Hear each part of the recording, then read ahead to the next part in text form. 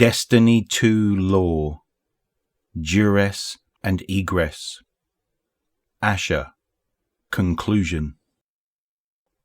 As Asher Mir watched his assistant's ship tear into orbit for the last time, it occurred to him that he had not expressed how truly satisfactory he had found some of their work.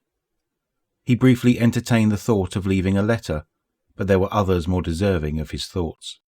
And if he worked in descending priority, he might never make it to his assistant, which would defeat the purpose of the exercise completely. Instead, he went to the Pyramidion. The Vex are not born, yet not created.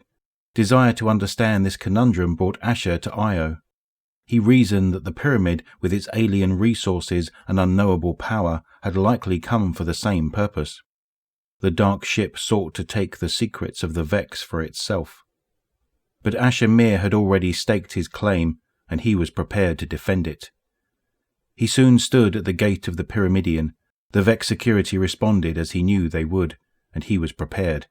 He piled their broken corpses on the plates and continued inside. He destroyed the first 100 Vex, then the second.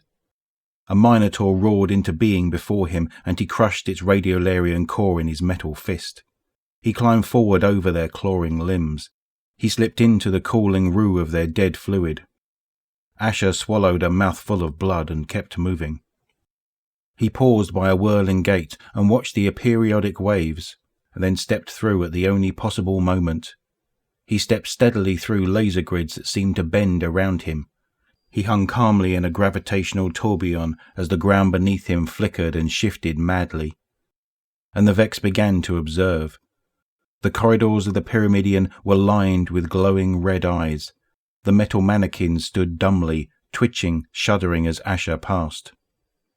A familiar area unfolded before him, a cubist sinkhole reeking with the flat base stench of slate mud and bleach. He looked where the sky should be and found another impossible shape, another fractal contradiction. Far above him, placid in its Penrose vortex, the vast radiolarian lake lapped gently at the metallic shores. The man reached up to the lake with his metal arm. He then reached with his arm of flesh.